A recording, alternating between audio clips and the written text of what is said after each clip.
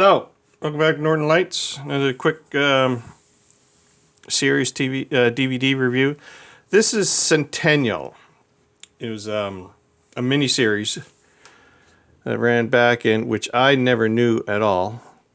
It ran back between 1978 and 1979, October 78 and February 4th of 79. This was a few years after Roots. Roots, one of the best miniseries ever made, along with next after that was Shogun and the granddaddy, best one of them all, Lonesome Dove. Anyway, I picked this up, watched it. This is 12 episodes, 1,256 minutes long, 24 hours almost. It's long. I can tell you it's long. Based on a novel by James A. Michener's. It's just, there are a lot of stars in this. I believe at the time, and I think it still is, one of the most expensive miniseries ever produced. I never heard of it, never watched, seen it when it was on. Like, I seen Roots when it came on, Shogun, all half a dozen of the other miniseries. I like miniseries. Full-blown miniseries that takes, more than 3 to 4 or 5 days to complete, 2 hours a night. I don't like the, what do they call them now? Limited miniseries, where they're only an hour long and there's 10 of them. They're good, like Band of Brothers and Pacific are awesome, but I enjoy a full-fledged, as they used to call them back then, novel for television. Some of the major key stars are Robert Conrad. Yes. Robert Conrad as Pascanella, Canadian Frenchman coming down and ends up marrying an Indian girl. He has two half-breeds. They're part of the story. And Robert Conrad is the main star in the beginning, the first few episodes, along with Richard Chamberlain, king of the miniseries.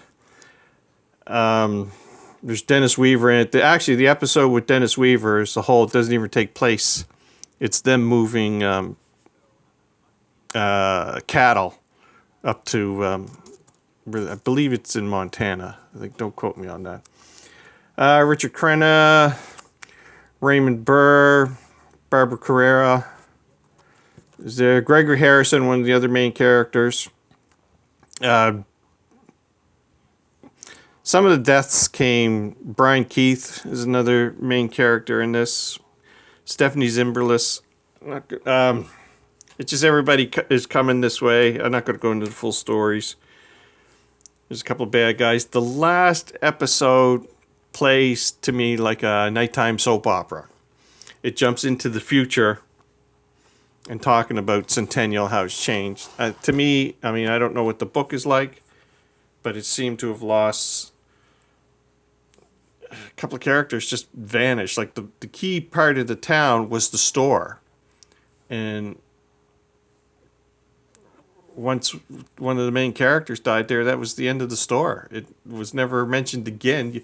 They walked past it, but maybe there's more involved in the book. It is excellent. It's a good miniseries, but it is a little too drawn out. The first episode is 2.5 hours, and the last episode is 2.5 hours. So they were 3 hours on TV, and then the others are all 2 hours, so roughly 90 minutes. It could have been whittled down a little more. It drags a little bit. But overall, it was good. Looks good on DVD. I don't ever see it go into Blu-ray. There's 12 discs, I think. Centennial. I got 1, 2, 3, 4, 5, 6 discs. It looks great. Like I said, it was just an overlong story for me. I didn't find it as engaging and as good as Roots or Shogun, and definitely not as good as Lonesome Dove. Although that one episode with Dennis Weaver in it and a couple of the cowpokes Kind of reminded me of Lonesome Dove a little bit. Anyway, that's it for that. If you pick, be ready for a long haul if you're going to watch it. Like maybe watch an episode every couple of days. Don't sit there and try and power through it because you're going to be bored. Alright, that's it for that. Centennial. Thanks for watching. Remember, be kind, rewind.